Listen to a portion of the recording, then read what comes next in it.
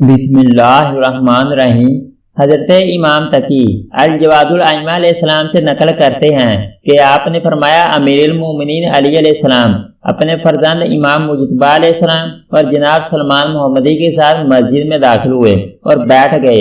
لوگ آپ کے ارد گرد جمع ہو گئے۔ اچانک ایک شخص مسجد میں داخل ہوا جس کا چہرہ بہت خوبصورت تھا، اور وہ آپ کو سلام کرنے کے بعد بیٹھ گیا اور عرض کیا،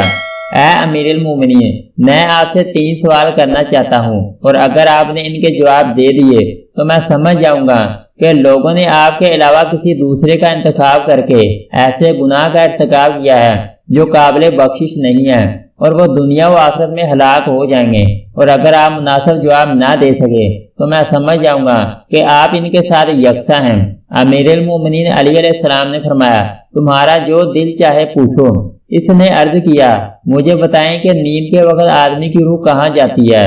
کس طرح آدمی ایک مطلب کو یاد رکھتا ہے، کسی اور مطلب کو بھول جاتا ہے، اور کس طرح بچہ کبھی اپنے چاچا اور کبھی ماموں کے ساتھ مشابہت رکھتا ہے۔ جب اس شخص کے سوالات مکمل ہو گئے تو امیر المومنین علی علیہ السلام نے اپنے بیٹے امام حسن علیہ السلام کی طرف رخ کیا اور فرمایا، اے ابو محمد، تم اس شخص کے سوالوں کے جواب دو۔ امام حسن علیہ السلام نے فرمایا، تمہارا پہلا سوال یہ تھا کہ جب کوئی شخص سو جاتا ہے تو اس کی روح کہاں چلی جاتی ہے؟ تو اس کا جواب یہ ہے کہ اس کی روح ہوا اور فضا میں معلق ہو جاتی ہے اس وقت تک کہ یہ شخص خود کو بیدار کرنے کے لیے حرکت دے۔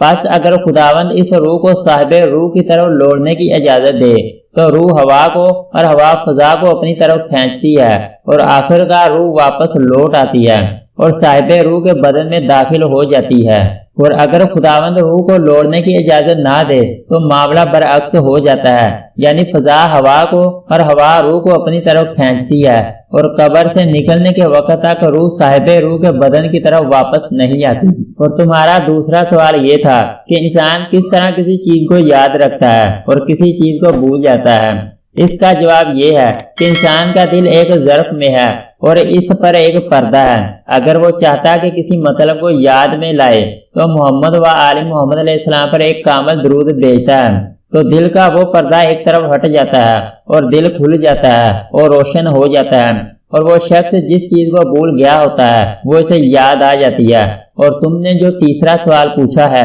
وہ یہ ہے کہ کس طرح بچہ کبھی اپنے چچا اور کبھی اپنے ماموں سے مشابہت رکھتا ہے۔ تو اس کا جواب یہ ہے کہ جب انسان اپنی بیوی سے ہم بستر ہوتا ہے تو اگر اس کا دل مطمئن، رگیں پرسکون اور بدن میں کوئی لرزہ اور اضطراب نہ ہو تو نطفہ رحم میں داخل ہو جاتا ہے اور بچہ ماں باپ میں سے کسی کی شبیہ ہوتا ہے۔ اور اگر اس کے برخلاف آدمی کا دل مطمئن نہ ہو اور اس کی رگیں پرسکون نہ ہوں اور اس کا بدن کسی خوف یا وحشت یا کسی اور وجہ سے کانپنے لگے اور اضطراب کا شکار ہو تو نطفہ بھی کانپ جاتا ہے اور کسی نہ کسی رگ پر جا کر گر جاتا ہے۔ اور اگر نطفہ دودیال والی رگوں پر جا کر گرے تو بچے کی شکل اس کے چچاؤں کی طرح ہوتی ہے، اور اگر نطفہ ننیال والی رگوں پر جا کر گرے تو بچہ اپنے ماموں کی طرح ہوتا ہے۔ سوال کرنے والے شخص نے اپنے سوالوں کے جواب سننے کے بعد عرض کیا، میں گواہی دیتا ہوں کہ خدا کے سوا کوئی معبود نہیں ہے، اور میں ہمیشہ اس کی گواہی دیتا ہوں،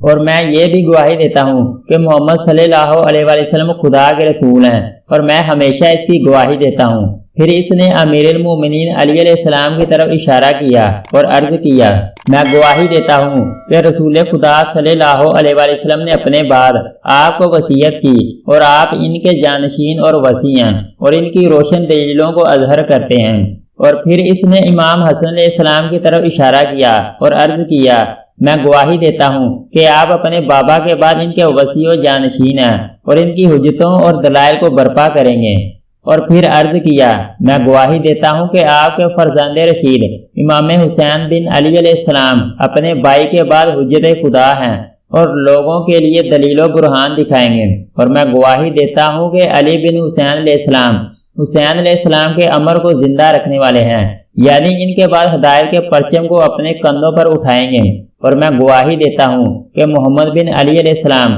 علی بن حسین علیہ السلام کے امر کو قائم رکھنے والے ہیں، اور آپ ان کی راہ کو برقرار رکھیں گے۔ اور میں گواہی دیتا ہوں کہ محمد بن علی علیہ السلام کے بعد جعفر بن محمد علی علیہ السلام ان کے حاکم و فرما رواں ہوں گے۔ اور میں گواہی دیتا ہوں کہ محمد بن علی علیہ السلام علی بن موسیٰ علیہ السلام کے بعد صاحب امر ہیں اور جنوں اس کے پیشوا ہیں، اور میں گواہی دیتا ہوں کہ موسیٰ بن جعفر علیہ السلام جعفر بن محمد علیہ السلام کے بعد ان کے عمل کو باقی رکھیں گے اور وہ ان کے بعد صاحب اختیار ہوں گے، اور میں گواہی دیتا ہوں کہ علی بن موسیٰ علیہ السلام موسیٰ بن جعفر علیہ السلام کے امر کو قائم رکھنے والے ہیں اور ان کے بعد لوگوں کے پیشوا ہیں، اور میں گواہی دیتا ہوں کہ علی بن محمد علیہ السلام محمد بن علیہ السلام کے امر کو قائم کریں گے اور ان کے بعد امور کی امام سنبھالیں گے، اور میں گواہی دیتا ہوں کہ حسن بن علی علیہ السلام علی بن محمد علیہ السلام کے امر کو برپا کریں گے اور ان کے بعد شیعوں کے لیے ہدایت کرنے والے ہوں گے،